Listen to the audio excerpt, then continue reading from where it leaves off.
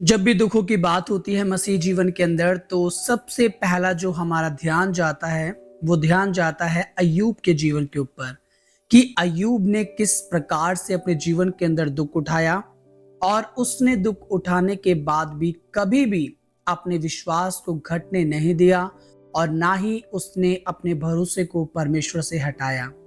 और इसके साथ हमें पता चलता है कि उसने परमेश्वर की कभी निंदा भी नहीं की। हम में से बहुत सारे जने हम में से बहुत सारे लोग हैं जो कि हमारे जीवन में जब परीक्षा का समय आता है, दुख का समय आता है या हम कभी किसी ट्रायल्स के अंदर आ जाते हैं तो वो समय हम परमेश्वर के विरोध में चले जाते हैं। हम भूल जाते हैं कि हमारा स्वर्गीय परमेश्वर हमसे कितना प्रेम करता है। और हम सभी अय्यूब के बारे में जानते हैं कि वो हमेशा परमेश्वर के साथ बना रहता था। वो एक धर्मी व्यक्ति था, पर एक दिन उसका जीवन पूरी रीति से बदल गया। जब आप अय्यूब की किताब को जब आप पढ़ेंगे तो वहां पर आपको देखने को मिलेगा, अय्यूब अपने बारे में कहता है कि जब मैं नगर के अंदर प्रवेश करता था तो बुजुर्ग लोग क्या होते थे, जो जवान लोग बातें कर रहे होते थे वो चुप हो जाते थे और वहां पर जितने बुजुर्ग बैठे होते थे वो सब के सब मेरे आदर में, मेरे सम्मान में क्या होते थे, खड़े हो जाते थे। अय्यूब का जीवन एक बहुत आशीषित जीवन था मेरे प्रियो। वो बहुत अमीर व्यक्ति था, उसके पास बहुत सारी चीजें थी और बाइबल बताती है कि उसके जो बेटे और बेटियां थे वो आपस में हमेशा क्या करते रहते थे, पार्टीज को किया करते थे। कभी कोई किसी के घर में जाता था, कभी कोई किसी के घर में जाता था और इस रीति से अय्यूब का पूरा जो परिवार था वो बहुत ही आशीषित था मेरे प्रियो। पर एक दिन हमें देखने को मिलता है बाइबल के अंदर कि परमेश्वर और शैतान के बीच में एक वार्तालाप होती है और वहां पर लिखा है कि परमेश्वर शैतान से पूछता है तो कहां से घूमता हुआ आता है, तो वो कहता है मैं इधर उधर से पृथ्वी के चक्कर लगाते हुए आ रहा हूं। तब वहां पर आप परमेश्वर कहता है क्या तूने मेरे दास अय्यूब पर ध्यान दिया है। तो अय्यूब के बारे में शैतान कहता है हाँ मैं जानता हूं उसके बारे में कि तूने उसको आशीष दी है, उसको बरकत दी है और तेरी सुरक्षा का बाड़ा उसके चारों तरफ है। अगर ये सब चीजें तू हटा लेगा तो वो क्या करेगा, वो तेरी निंदा करेगा। और वहां पर जब ये कन्वर्सेशन शैतान और परमेश्वर के बीच में होता है उसके बाद हमें देखने को मिलता है कि परमेश्वर उसको उन चीजों के लिए क्या करते हैं, अनुमति देते हैं। पता है क्यों? ताकि शैतान को ये पता चल जाए कि परमेश्वर के मानने वाले लोग किसी भी परिस्थिति में परमेश्वर का साथ नहीं छोड़ते। वो कभी भी परमेश्वर की निंदा नहीं करते, पर वो हर समय परमेश्वर के ऊपर भरोसा रखते हैं। और फिर इसके बाद हमें देखने को मिलता है कि एक के बाद एक प्रॉब्लम्स उसके जीवन में आना शुरू हो जाती है।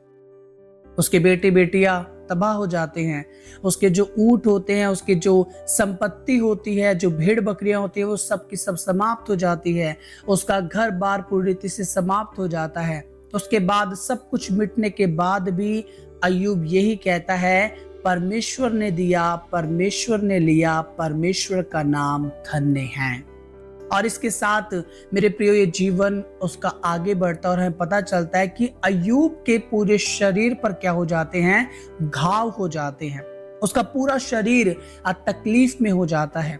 उसके बाद उसकी पत्नी कहती है अब तो अपने परमेश्वर की निंदा कर, पर वो कहता है तू एक मूर्ख स्त्री की तरह बातें करती है। जब हम उसके हाथ से सुख लेते हैं तो क्या उसके हाथ से दुख ना लेंगे?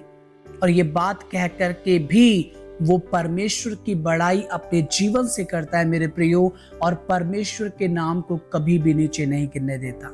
आज हमारे जीवन के अंदर थोड़ी सी दिक्कत आती है, परेशानी आती है, थोड़ी सी हमारे जीवन की कंडीशंस खराब होती है तो हम तुरंत कहते हैं परमेश्वर हमारे साथ ऐसा क्यों कर रहा है, परमेश्वर ने हमें क्यों छोड़ दिया, या परमेश्वर हमारी सुधि क्यों नहीं लेता। या फिर हम दूसरों से कहने लगते हैं अब तो मुझे लगता है कि परमेश्वर हमारे साथ में नहीं है, अब तो हमें लगता है कि परमेश्वर हमारी सहायता नहीं कर रहा। परंतु बाइबल हमें बताती है कि परमेश्वर हमें कभी भी नहीं छोड़ता मेरे प्रियो, जिस तरह उसने अय्यूब को भी नहीं छोड़ा। और बाइबल हमें बताती है उसकी संतानें, उसकी धन संपत्ति, उसका आदर, उसका मान, सब कुछ खत्म हो जाता है। वो बिल्कुल शून्य बन जाता है मेरे प्रियो। और अय्यूब कहता है मैं अपनी माँ के पेट से नंगा आया था और नंगा ही वापस लौट जाऊंगा। उसके दिल के अंदर बहुत सारी वेदनाएं थी, तकलीफ थी मेरे प्रियो, क्योंकि उसकी अब पत्नी भी उसका साथ छोड़ करके जा चुकी थी। अब उसके पास कोई भी नहीं था। उसका जीवन पूरी रीति से तकलीफ में था। और फिर एक दिन परमेश्वर उससे बात करते हैं। जब आप देखेंगे अय्यूब की किताब में आपको देखने को मिलेगा 42 वचन के अंदर कि परमेश्वर अय्यूब से बातें करते हैं और अय्यूब को परमेश्वर क्या करते हैं, जवाब देते हैं। उसके साथ परमेश्वर की वार्तालाप होती है। और यहाँ पे लिखा है 42 में, अय्यूब का परमेश्वर को उत्तर।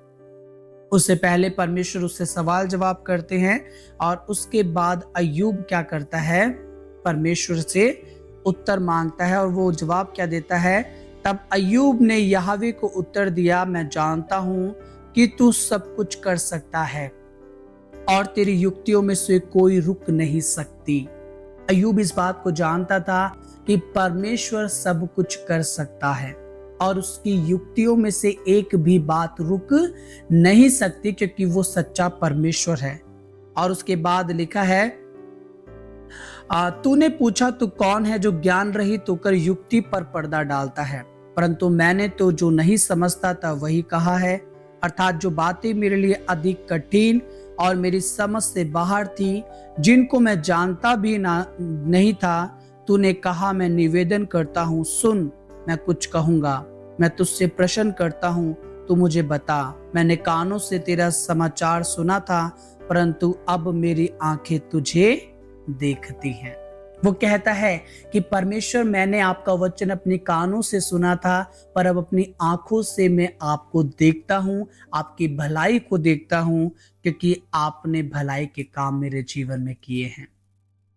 जब ये बात कोई मनुष्य परमेश्वर से कहता है तो परमेश्वर सच में बहुत प्रसन्न हो जाते हैं, क्योंकि परमेश्वर हमारे जीवन में अद्भुत युक्ति करने वाला परमेश्वर है। अय्यूब कहता है आगे,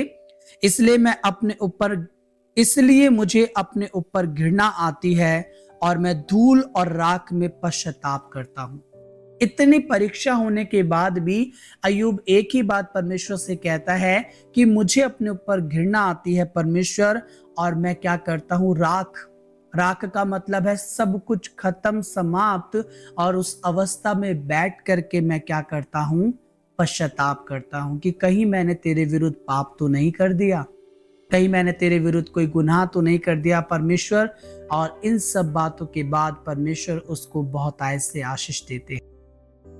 जब एक ट्रायल का समय, जब एक टेम्पटेशन का समय बीत जाता है मेरे प्रियो, जब एक दुख की घड़ी बीत जाती है, तो परमेश्वर का वचन कहता है कि पहले तो मनुष्य के जीवन की हालात कैसे होते हैं, उस जच्चा के समान होते हैं जिसको पीड़ाएं होती हैं। पर जब वो बच्चे को जन्म दे चुकती है तो उसके बाद क्या होता है, उसके जीवन में एक आनंद होता है। ऐसे ही एक मसीही जीवन भी है। यदि आज कोई जीवन में तकलीफ है, परमेश्वर बुराई है, किसी प्रकार का वेदनाएं हैं, परेशानियां हैं, परमेश्वर आज आपसे यही कहना मांगते हैं कि आज चाहे कुछ भी क्यों ना हो, पर जब परमेश्वर आपके जीवन में सब कुछ बदलेंगे तो ये दुख का समय आनंद में परमेश्वर बदल देंगे। और उसके बाद लिखा है 42 के 12 में लिखा है, 42 के 12 में, यहोवा ने अय्यूब के बाद के दिनों में उसके पहले के दिनों से अधिक आशीष दी। परमेश्वर का वचन कहता है अय्यूब को परमेश्वर ने पहले के दिनों से अब अधिक आशीष दी। और उसके बाद लिखा है, उसके कुछ नंबर्स यहाँ पे लिखे हैं, वो हैं, और उसके 14,000 भेड़ बकरियां, 6,000 ऊंट, 1,000 जोड़ी बैल और 1,000 गधैया हो गई। उसके 7 बेटे और 3 बेटियां भी उत्पन्न हुई। और यहां पर लिखा है कि उसके 7 बेटे और 3 बेटियां भी क्या होती हैं, उत्पन्न होती हैं। परमेश्वर उसकी संतानों को भी क्या देते हैं, आप बढ़ाते हैं। और उसके बाद लिखा है कि उसको बहुत खूबसूरत परमेश्वर ने संतानें दी। उसे बरकत दी, उसे आशीष दी। और उसके बाद लिखा है 140 वर्ष जीवित रहा और 4 पीढ़ी तक अपना वंश देखने पाया। अंत में अय्यूब वृद्धावस्था में दीर्घायु होकर के मर गया। और एक धर्मी व्यक्ति के बारे में लिखा है, इसके बाद अय्यूब 140 वर्ष जीवित रहा। इन सब बातों के बाद क्या हुआ, अय्यूब 140 वर्ष तक जीवित रहा। उसने परमेश्वर की भलाई को देखा और परमेश्वर के उस वायदे को देखा जो वचन के अंदर लिखा है कि तू अपने नाती पोतों को देखने पाएगा। और वो 4 पीढ़ियों तक अपनी संतानों को देखने पाया। और उसके बाद एक वृद्धा अवस्था में एक अच्छी उम्र को पा करके अय्यूब अंत में परमेश्वर में सो गया। तो ये था एक धर्मी जन का जीवन। मेरे प्रियो, चाहे हमारे जीवन में कितने ही प्रॉब्लम क्यों ना हो, परेशानियां क्यों ना हो, पर एक समय ऐसा आएगा कि सब कुछ बदल जाएगा और परमेश्वर वो समय हमारे जीवन में अद्भुत काम करते हैं। सो प्रभु आज अय्यूब के जीवन से आपको यही सिखाना चाहते हैं, चाहे परीक्षाएं कितनी घोर क्यों ना हो, परंतु आप अपने विश्वास को जो परमेश्वर में है बनाए रखें। क्योंकि प्रभु का वचन कहता है एक दिन ऐसा आएगा कि सब कुछ परमेश्वर आपके जीवन के लिए बदल देंगे और एक लंबा समय आपको देंगे ताकि आप उन चीजों का आनंद उठा सको। प्रभु आपको बहुत ऐसे आशीषित करे। आमीन।